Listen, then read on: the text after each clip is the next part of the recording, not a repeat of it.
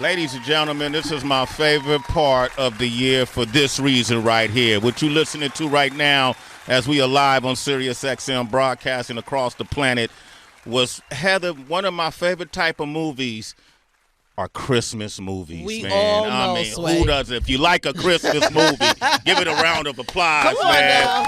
And even I got to take it deeper, man. It's all kind of Christmas movies. But when it be ones about us and our families, let's go. The black experience, man, those hit my heart in such a special way. So salute to those, the executive producers of Unexpected Christmas in theaters, November the 7th, nationwide. I want to welcome back to the show. Man, I consider this dude a good friend of mine. We not only meet on air here, we got friends that are in common. You know, when you talk about Cootie and Chike and Chance and all of these different guys. And to watch this dude career just ascend as a comedian, as a writer, as a producer, just an all-around great guy, whether it's the Jordan Peele's Get Out to be an executive producer right here with Unexpected Christmas. Give it up for the one and only Lil Rel is in the building. Appreciate it, bro. I like Rel. Rel's always balanced in this response. You know, you can put a bullhorn on about it, man. Rel's like, hey, thank you, Sway. I appreciate that, Sway. Cool. Hey, so you know who else is here, Heather B? I first saw this man in Aliens. He going way back. I'm going way back. He didn't reach on me.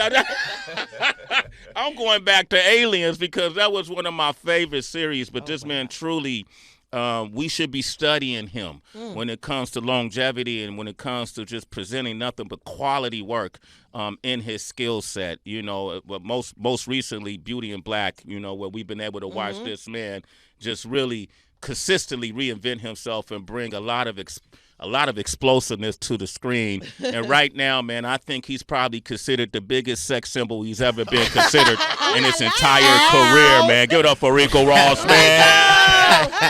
You a sex symbol now. Man.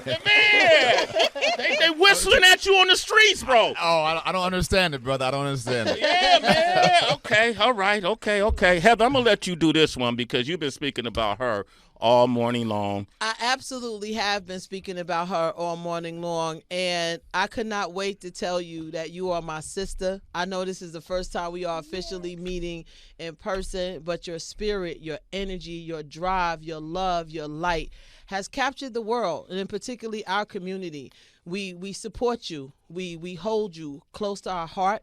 We love you and we lift you every step of the way. Like, I can't even sit down. Like, the room to me is so filled with love and the spirit and the energy. I was tired before y'all came, but I'm up. I'm like, yo, God is in the building, is present, the energy is here. Welcome to Phenomenal. My sister, the one and only Tabitha Brown is here. I love you too, sis. Hey. Yes.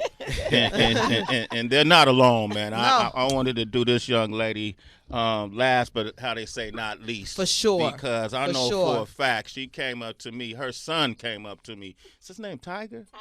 Tiger, man. I could see the way Tiger looked at me in my eyes. I felt like, do I know this kid? Right. How do I know this kid? But he looked at me with such familiarity. And then you said to me, man, we listened to your show. He's been listening to you growing up, listening to you. His father is my guy, former member of the group Quo. Right, Dwayne, right? Yep, man. Man, Psycho Smooth, Wow. man. I used to play your dad's music, bro. Tell your dad I said what's up. And your amazing work on shows like The Chi to now. Yeah. You've been doing incredible. I'm happy to have you here. Give it up for the one and only Reagan. Gomez. Reagan! Y'all, Man. I want to be a part of y'all crew. Yes. So what I got to do? We are. It's lit. You gotta not be a Raiders fan. I'm What the hell just happened? Sway said I thought we was friends. I just did all of that? You did a lot I for did Rell, all of too. that You for put a Rell. lot on it. Damn, Rell. I almost wore my Bears stuff too, which is crazy. Yeah, we could have fought. It would have been all right. That's a good way to go viral, right? But what I love about this, and we were at this event yesterday with Amazon Prime. Yeah, well, and for NBA Prime. For NBA Prime, and we met two people who were big factor is a black woman by the name of Amina Hussein, who is from Oakland, California. She's worked with I'm from Oakland, California, and she's worked with everybody from ESPN to now, and she was one of the big executives that helped curate that event. B-Lo was one of the producers, also a man of melanin, and I was able, and they were the only ones of their kind in that space, and I always like it when I see us empower ourselves, take the bull by the horns, and we become the executive producers. We become the writers. We become the showrunners. Next, we have to become the distributors, right? Right? Okay. Yeah. Speak on it. But what is it like to be on a set when Tabitha is the executive producer and Rell is the executive producer? I'm going to start with you, Ricco. What was this experience like doing Unexpected Christmas with those factors? With those factors, the first thing that came into my mind when you said it was the word family. Yeah. That's what it felt like. It felt more like family than your normal set. Yeah. So what does a normal set feel like for you? Well, normally, I mean, you walk on a set, and for me, as long as I've been in the career, when I first started off, you walk on the set, and you were the one and only. Yeah. And when you did see another person of color, I always made my intention was to at least introduce myself to that person, whether they were in front of the camera or behind the camera, because it was so limited and it was so rare. And then fast forward to now and walk onto a set like Unexpected Christmas, where you just see the world and you're part of that world, and it feels like home just walking in the first day. Even though they're complete strangers, there is this familiarity. Just like the first time I went to Africa, I landed in Nigeria, and I remember walking through the airport, and there were just specks of white people, and I felt like I was invisible. Yeah. I felt like I could take off my clothes and nobody would even notice, because I just blended in so much, and that's the way it felt when you walk on a black set these days. It just feels familiar. It feels familiar. Didn't you do Mission Impossible? And then we shot Mission Impossible in Prague, and I mean that's Eastern Europe, very white, And again, I'm the one and only, and in every scene I'm the one and only. And I walk outside of the set and I walk in the streets and I'm still the one and only. You're the only one. So it's a big difference. And so I would imagine, and I don't want to make this all serious, but I do respect the roles that you two had to play. But then with that comes a big burden almost, a responsibility, I would say, to make sure that the product is right, the script is right, the run of show is right. Tabitha, how much executive producing have you done at this level? This is the first. That's really. what I thought. When it comes to film, I, of course, co-created and executive produced my own children's show. Yeah.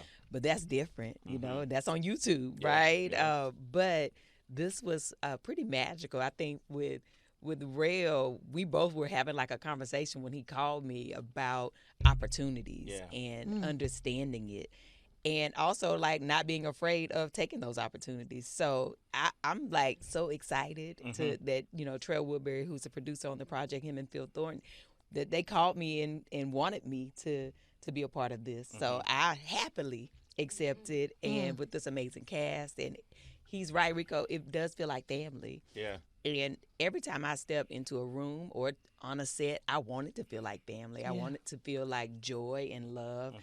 We're doing purpose work, right? We're trying to create a project that our people can be proud of, right? That everybody in your family can watch together, right? Because, sometimes you'll go to a movie, but you're like, oh, the kids can't go to this one. Or, my grandma don't want to see that. But this is something everybody can go together and see. So I'm proud to be, an executive producer. Tabitha Brown. I'm Hey, looking at you. Sway, real quick, too. Just I really want us to understand, like, when they sent the offer to me, I saw her name as executive producer. Okay. And so I called her right away because, a lot of times when they send this stuff, I just be like, I look at the producers like, I don't know. And as soon as I saw Tabitha's name, that's actually what motivated me to read the script. Okay. And then when I read the script, and I'm like, this could be one of those cool Black Christmas movies. And I know the role they offered me, but I'm like, no. I want the bigger role. Yeah. And so I called Tab, like, Tab, did they cast the bigger role yet? And she's like, no. I was like, they should have asked that first. Why ain't asked me to do that? Mm-hmm.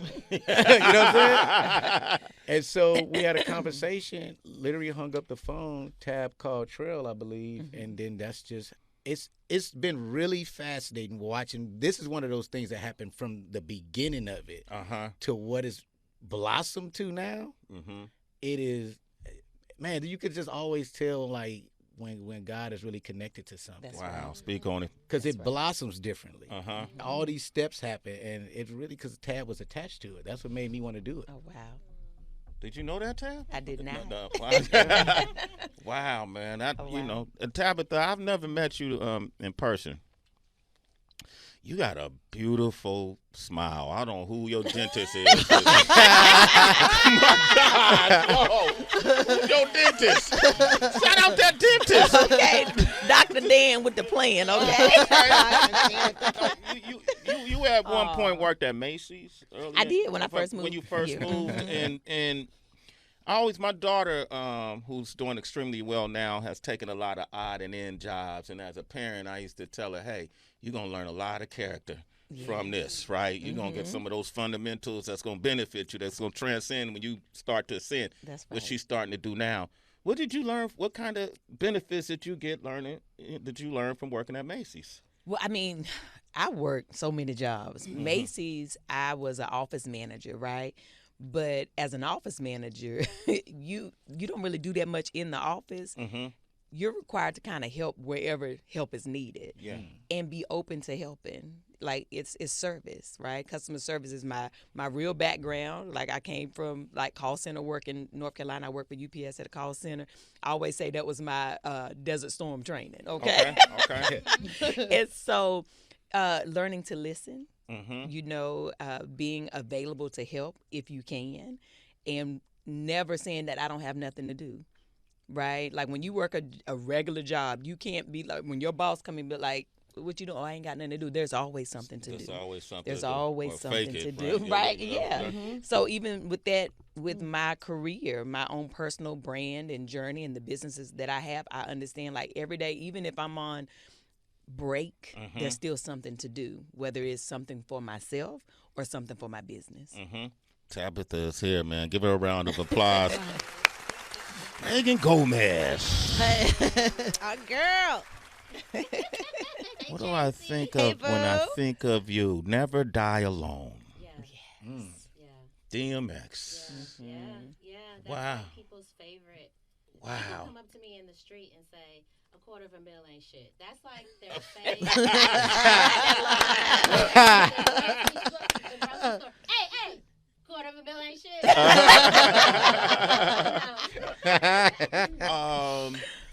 Can you have any memories from that time you can share with us with DMX? It was a really good time. We went to Sundance with that film. My first time going to Sundance, and Never Die Alone was kind of my first big role outside of the parenthood. The first role where it was like, oh, I am a young woman, I am an actor. You know, and I'm really, really grateful for that role. And DMX, Earl, they originally wanted someone else. Yeah. He really fought for me, and I'm always grateful to him for that. But if you don't mind, if I could go back to your first question about what it felt like coming on set. Absolutely. It felt like family, and actually that is my foundation coming from the parenthood. Working under Robert Townsend, who was the writer. Incredible, man. That's another one. A round of applause. Legend icon. Absolutely. I have memories at being 14 or 15 years old watching him get into it with network execs about the things that they wanted us to say, about the things that they wanted us to do, and his vision for the show being completely different. So that is my foundation. Black writers, black hairstylists, black everything, everything. So, you know, and I've seen that change throughout the 2000s. So it's very nice and comforting to be back in that space. And I'm so grateful to be working with Rell and Tabitha, my first time meeting and working with both of them. And I hope it's not my last. Okay, me, the girl. Biz, I ain't mad at that. You play a lot of edgy characters, though. You know, like in The Shy, your character boyfriend is a killer. That's right. That's your boo. All right, and in this film, you're dating your sister's X? It's complicated. Damn. It's a little What's going on with? They didn't. Nothing, man. I got to defend that brother. What's up? He didn't know. What do you mean? We have two in the movie. We have two separate last names. We do not have the same last name, and we live on two separate coasts. So this man was just the luckiest man in the world. Sisters, I guess. Yeah, man. So you played a scandalous role really well. Are there any parallels to the characters you play and the person you are in real life? Well, for Carrie, Wow, Sway. It's a good question. For Carrie, she's very about her business and her career, and I definitely find a similarity with her on that, being that I was my own business owner as a teenager, and I really had to be that, at 19, at 22, at 23. So I definitely know what it is to be serious about your job and your career. But where me and Carrie differ is that I also have a home life. I have a family. I want love. There's love all around me. And I think that's where me and Carrie are different. But that's what attracted me to playing her. Someone completely different. And complicated, right? Yes. I'm gonna let my team jump in. I could do this all day, but Rell, you were in Get Out, right? And salute to the maker of Get Out. Right. All right. Big facts. Jordan Peele. He has always been, in my opinion, in his thought process, an outlier in how he approaches his movies, his projects. And I'm curious, too, now that you're the EP, what did you learn from that set or from him? Were you able to pick up and apply to this project? Man, it's not even just this project. I learned a lot of things from Jordan Peele. I just made my directorial debut. I just directed my first feature, and we just premiered it at a festival like a month ago. And it's interesting because it kind of falls into this as far as producing and directing and all those different things. One thing I love about Jordan is that he knew each actor had their own process. Yeah. He wasn't one of those directors that said, hey, this is one way I want all y'all to do it. He figured out what all our thing was and individually figured out how to bring the best out of all of us. That's why that movie's so good. Like, one of the things I enjoy about watching Get Out sometimes is all the different performances. And I just remember being on set like, man, you like pull all of us to the side and whatever our process was. Like with me, he knew to give me a Rell take. And I'll say whatever you want. I read whatever's on that script I said, but he like, all right, give me a Rell take. I know I have an opportunity to do something to throw my own thing on it, then I'll say whatever you want. Yeah. And he knew that. He figured that out. And most of the stuff that made the movie, like when we started doing we started doing all the panels and stuff, because I didn't remember what was in the script or what I said. You know what I'm saying? And he was always like, Rell, that was a Rell take. That was a Rell take. I'm like, oh, okay. But I appreciated that, and that's what made it so much fun. It also almost kind of spoiled me in a way, because I thought everybody moved like that. Don't let you get a Rell take. Yeah, everybody don't give you no Rell take. I think it's because he's an actor, director. I think that's exactly, especially with comedy. He knew how to do that with a comedian. Yep. You know what I'm saying? And so, like, a lot of us, especially that comes from the stand-up world, we're used to being individuals, and we take our comedy serious. That's kind of always not been a problem with me sometimes, but like, if somebody give me a bad joke and you want me to say it and I don't want to say it, I'd be like, well, let's go on stage that night. I used to do that. That's wrong. And let's just see who had the best set, and that's who jokes we'll use. Because I don't like saying bad jokes.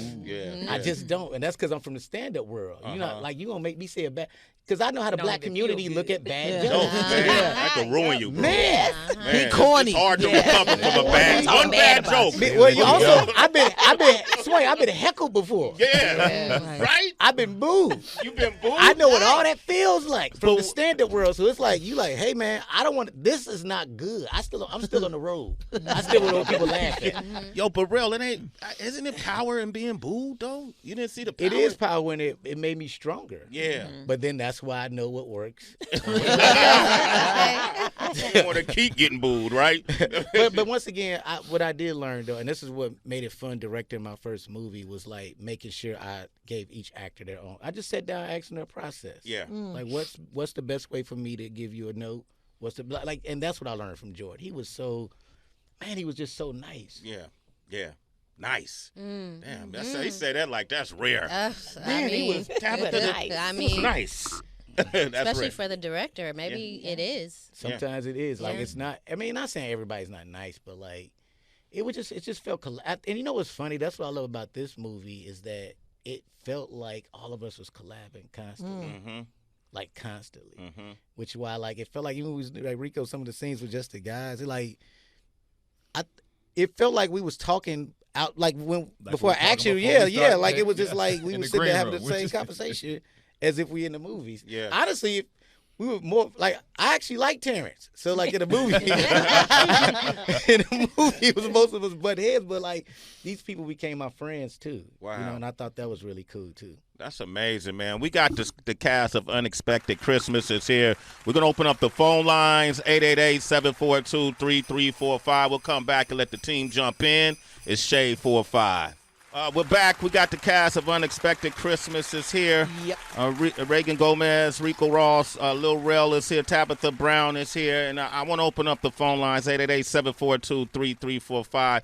Between these four individuals, it's over a century worth of information, wisdom, Crazy. experience, knowledge, 2 centuries, right here at your disposal. So if you have any questions, any insights you'd like to have, we're talking about the movie Unexpected Christmas out November 7th. Please give us a call. Heather B. Man, I don't even know where to start. It's so much. Rell, I was thinking about you while Sway was talking and just looking around and you sitting in between Tabitha and Reagan. And I want to say thank you first to you because I've always followed your career and watched you from afar, like each of you actually. And I don't always comment on things in social media because I don't think that's always a place to say things, especially from your spirit and your heart that you need to say to folk. You could, when the time is right and allowed, you could say it to them in person.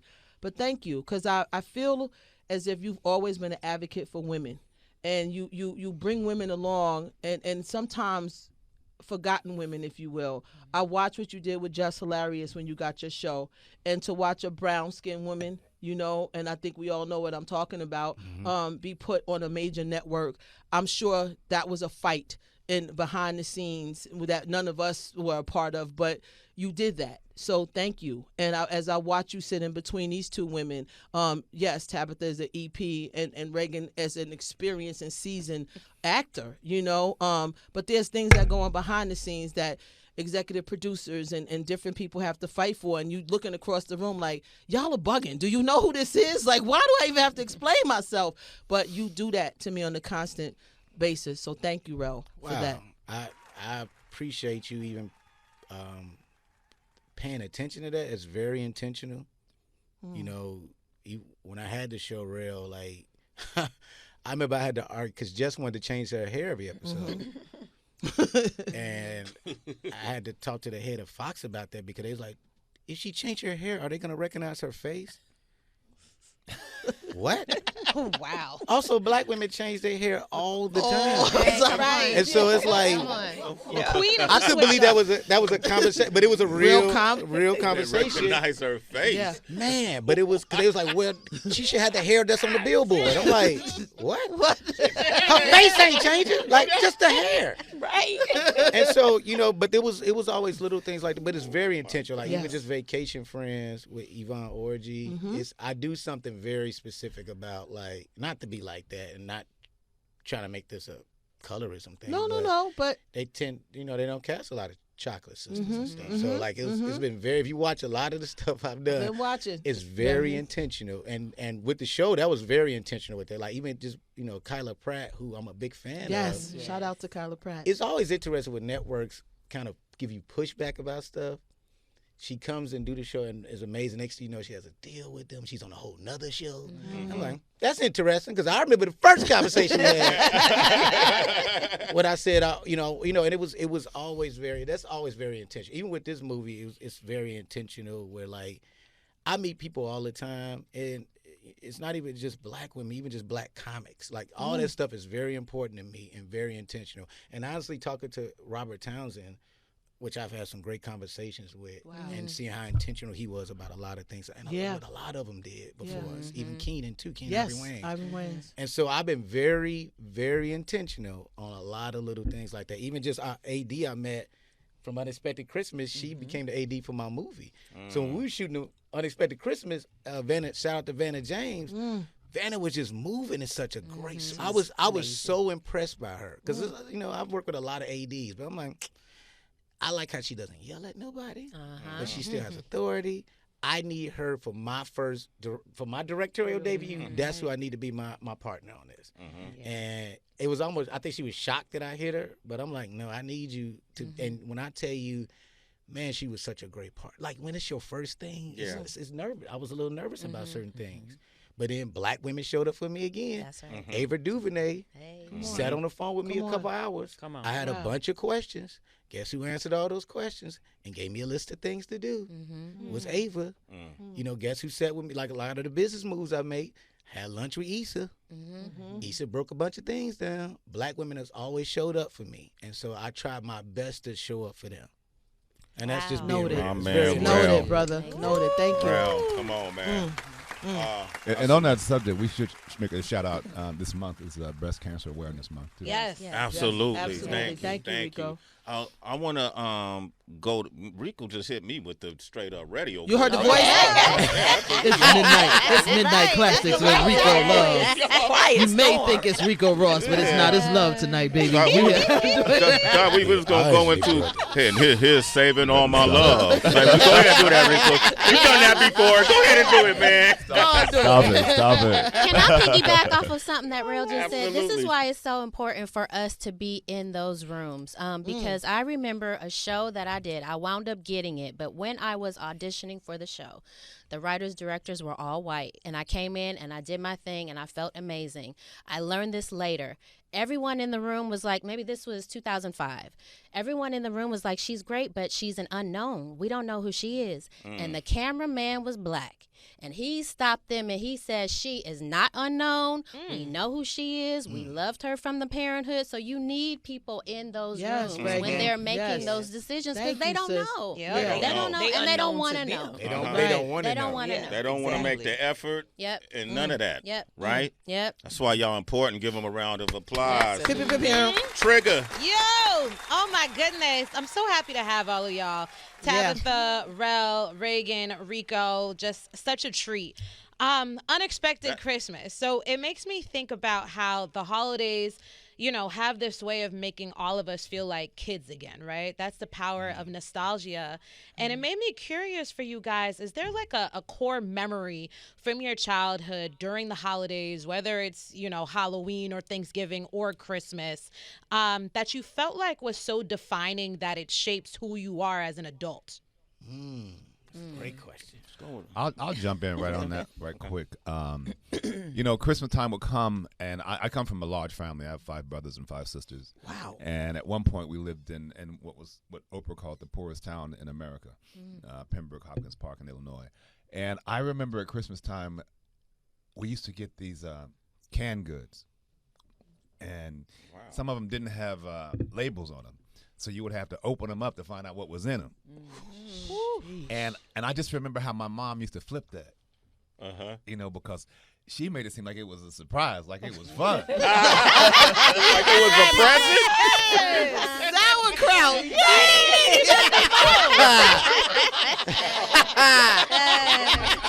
Lima beans. Flipped it. Shout out to mom, man. Man, shout out Making to- away. Making away.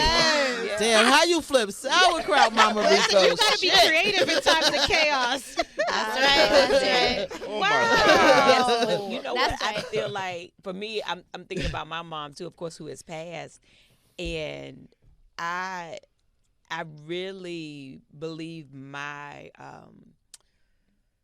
my imagination stems from how much my mother created imagination, like in the atmosphere, right? So Christmas was her favorite time of the year. Her birthday was in December, so it was like the whole month belonged to her, right? Yes. And for Christmas, like when Santa came, he really came. I remember my mother, she also collected bells. But on Christmas Eve, she would go upstairs, like we in the bed, but she would like open the window and she would ring bells. So I thought that was Rudolph them out there. Oh my God. Ding, ding, ding. Yep, she would get like my daddy's boots, and she would put prints in the carpet.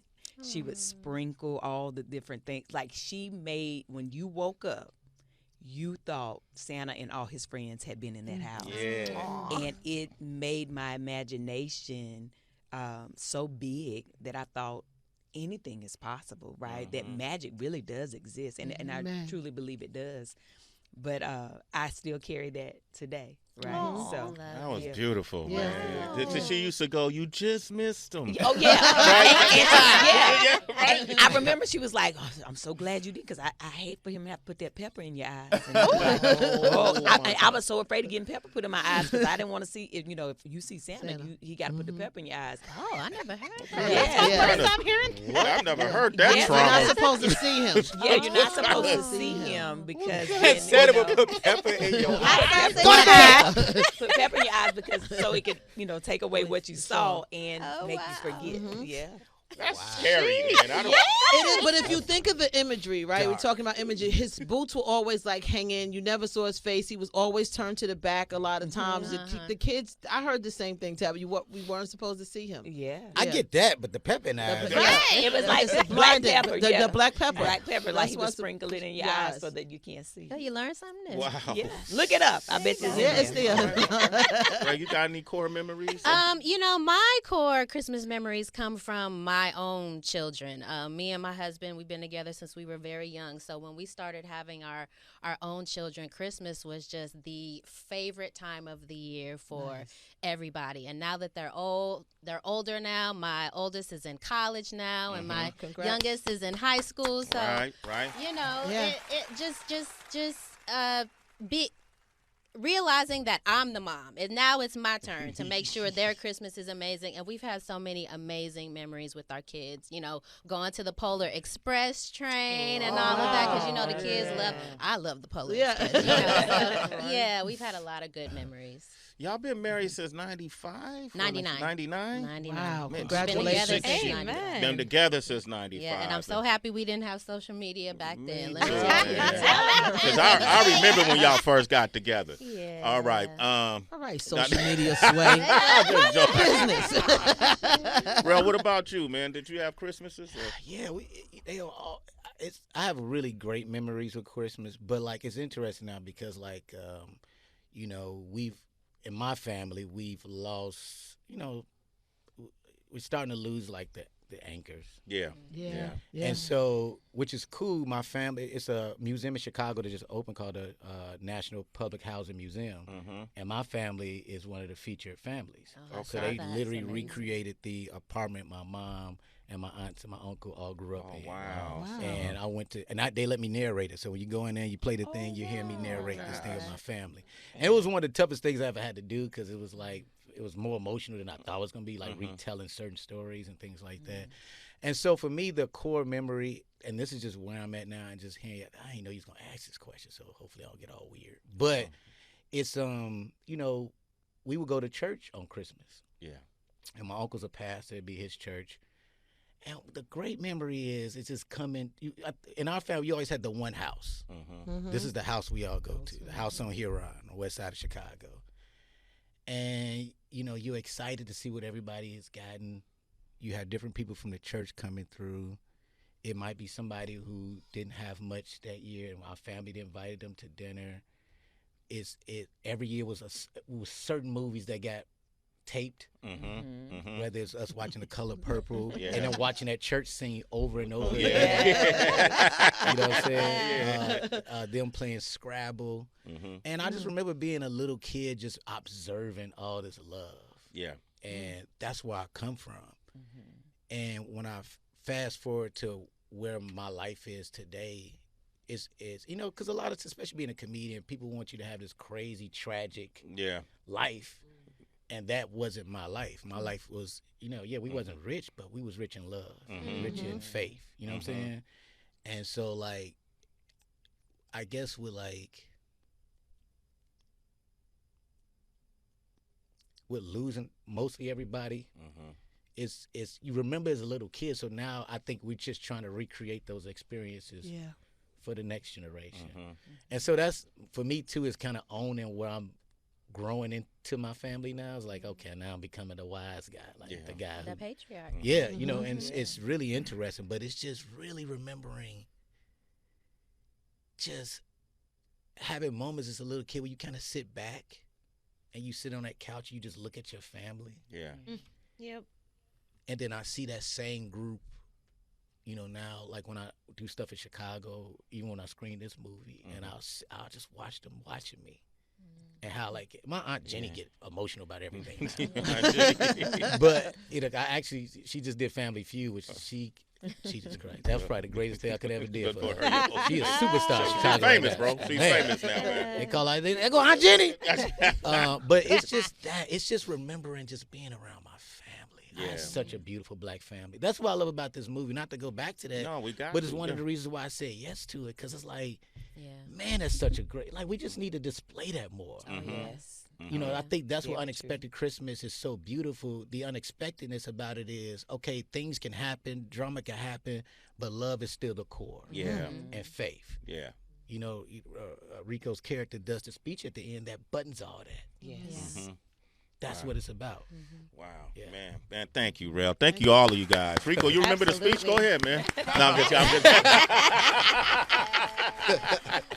I'm going to let Mike Muse, our outstanding correspondent, Mike Muse, you may see him on ABC News, or you may see him on red carpets, or at the United. He don't be having that chain on. Not on ABC, bro.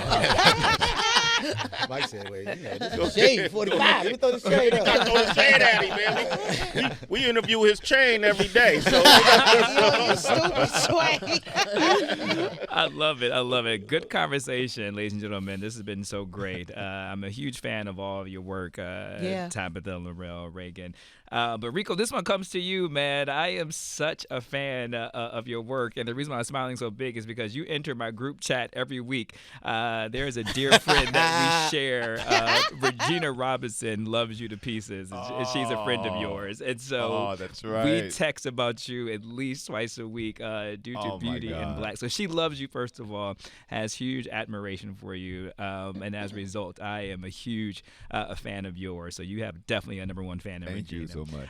But with that being said, your acting has so much range from Shakespeare to Beauty and Black, and I think I love the dichotomy of that. And so I'm just curious, as someone who studies Shakespeare, what is it like to see your work being critiqued in social commentary like every week as a trending topic with Beauty and Black? I gotta admit, I don't know whether I'm just lucky or whether this is maybe you guys get the same thing. But if someone No, we don't. We don't get it. What you get is you in my group text. Come on, aunties, calm down. My mother-in-law texts me like, girl, is he married? Girl? I get so much love. I would say 99% of the comments I get are positive and giving me love. So it's wild. And it is great to actually have an opportunity to show your range. Last night I was talking in the green room with these guys. Last night I was up till 3 o'clock working on a movie where I'm playing a Catholic priest.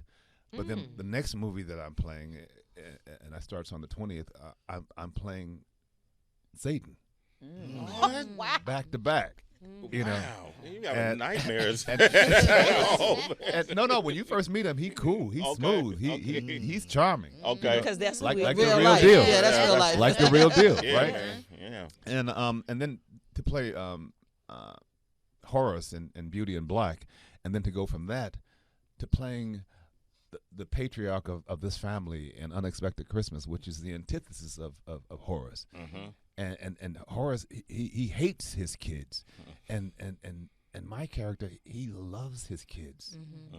Whether they're his blood or not, he loves his kids, and you see that love, and to be able to have that come out back to back, it's really a beautiful thing. Yeah, man. Yo, man, give that man a round of applause. Real. What was the soap you was on, bro? Weren't you on a soap opera too? Yeah, I've been on several of them. Read his Ackies. Read them out. Which one you want to talk about? Which one you want to talk about? Which one, homie? Which one? Rico, I'm the feds. I ask questions I know the answers to, just to let you know. I'll be remiss, Tabitha, with all the success that you've had success. And so I would love for everybody to jump on this one. this business isn't easy, right? As is every business. You know, being an entrepreneur, it's not enough just to be an entrepreneur, right? You got to be resilient in this. I've been in the business since the late 80s. I remember. You think? I remember. We can talk about you too, bro. Get him, Rico. Get him. We can talk about you that, too. Rico. Come on, Wait, man. come on now. Come on, man. But it's been a lot of. If I recollect some moments in my career where I thought it was over more than one time, right? And here I am in 2025, and so I had to regroup. Sometimes I had to let things go. Ideology I had on how to approach things. Times change, technology changes, business changes, infrastructures morph. You know, you got to be able to adjust if you want to continue. It's not enough just to make a profit, right? You know, it got to be way more to it than that. All of you guys have had longevity in your careers. Yeah. If there was, you know, I know this seems like a generic question, but if you could leave someone who wants to be an entrepreneur and pursue things independently and really support their own vision, what would you tell them? What's a cautionary tale you would share with them about going into business? You know, the one thing that I always say is that there's many blueprints to business, right? There's traditional ways, there's non-traditional ways, but the best way to do it is your way. Yeah. Right? Only you know the vision that you have for your life. Only you know the gift that God has given to you. There are people who can help you shape it, but don't veer away from your true vision, right? Because this is what creates success. Every business I have ever opened, I've done it my way with guidance on some traditional ways. Like, you know, there's certain things that we just gonna have to do. Like, okay, you're gonna have an LLC or S corporation, or, you know, these type of things. That's standard traditional business. But when it comes to like creativity and the vision that I have, like, I named my hair Donna, and people thought that was crazy. They was like, this girl be talking to her hair and calling it Donna. But then when I launched my hair care brand, Donna's Recipe, it was a multi-million-dollar brand within the first, like, 3 months. So it's like, it's crazy until it ain't. Yeah. You know what I mean? So I think that we have to quiet the noise of allowing other people to tell you about your business when you know what God gave you and the assignment that you're on. So I say do it your way, but be inspired by others, but never try to duplicate. I love that, man. You said how much in 3 Oh. months? Jeez, my God. We went back to that. People don't share that kind of information. I'm just saying. And I appreciate that she shared. It didn't shared take that long. Yeah, man. Rell, what about you, man? Especially coming through the lens of comedy, man. Yeah. It could be hard because even comics might not support you. Yikes. That's a fact. Well, you know, it is. One thing is, the biggest thing is about being yourself, right? And also, it's so many things I've graduated from. Yeah. You know, I feel like I have been better at the business part of things the last few years because I focused on that. But also, I had to like make some changes for myself, right? Like, it's interesting with like, and this is real talk, but just going through therapy and realizing like I created a persona to get to mostly where I'm at. And at some point, I had to get rid of that persona. There was no need for it no more. And it wasn't always good. You know, a lot of times when I was speaking up for myself sometimes and think I'm standing up for myself and I'm going to take a stand, I didn't realize how that affected so many other people because I was irritated with 2 people. And I didn't think about the rest of those people. You know, and that's maturity and wisdom to really deal with it. I had to have some real honest conversations with God and my therapist. Like, was I wrong? Yeah. I remember going to, this is a true story, to like a screening not too long ago, and me and a director kind of bumped heads. And I'm like, I'd never, because you know how sometimes you don't want a guy to tell you the truth? Yeah. You want to be right because they like, but they did me wrong. And I asked God for the first time, like, but what was I wrong? Honestly, I didn't ever ask. I just wanted you to feel bad for me and cry to you about what they did to me. But was I wrong about the way I handled it? And God was like, yeah. And so even that brother didn't know why I apologized. And he probably don't know why I apologized for. Yeah. But it was that. You apologized to him? He didn't know why. You just I was said, just like, man, I'm sorry. uh-huh. Because I just been in a different place where I see things totally different. So like, if I'm going to be a boss or be in charge, the level of empathy, I have to think about everybody else and not just myself. This is good. I can only control me. That's right. I can't control nobody else. There you go. And because of that, I could be a better leader that way. And I don't want to go back to the movie I directed, but like, it became something that God really made me, like, I end up knowing everybody on that set more than I've done, man, almost 50 movies now. And that was the first time I ever got to know everybody on that set, because I realized, all these people are helping my dream come true. I'm helping their dreams come true. That's right. And so I got to know everybody. And so it just felt more collaborative. But that's one of the things I graduated from. It's not just about you when you're in this business. It's so many different people that's working that day.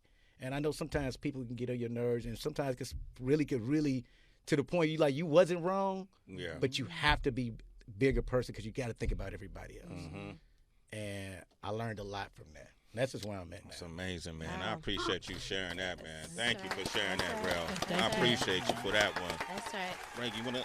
So, a lot of actors come to me, they're freshly moved to Southern California, and they ask me, what do I need to do to make it? What do I need to do to make it? And as someone who moved from Philadelphia, I was living in Philly and came to LA and quote unquote made it.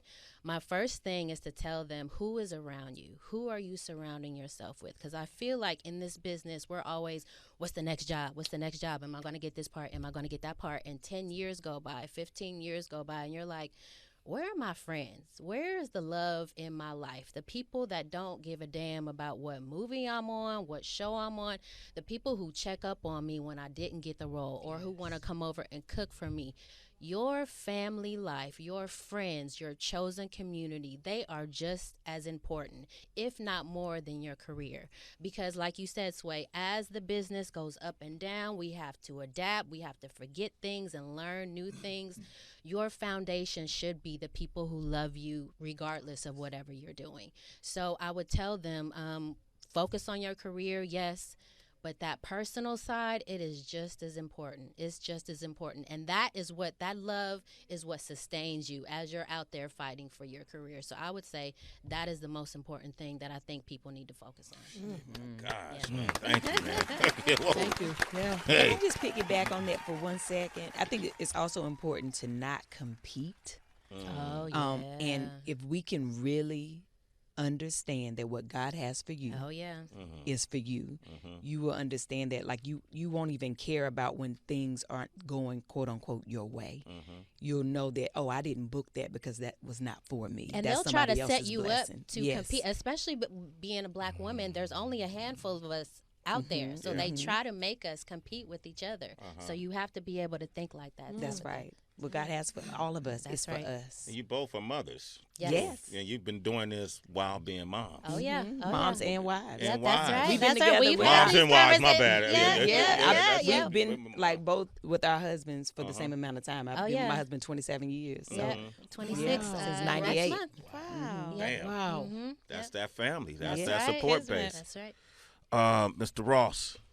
Yeah, Rell said a word when he was talking that I think is really important for longevity and for people who are starting the business, and that is control. You know, in this business, there's a lot of rejection. It's part of the business, and if you take it personally, it will destroy you. It will eat away at you.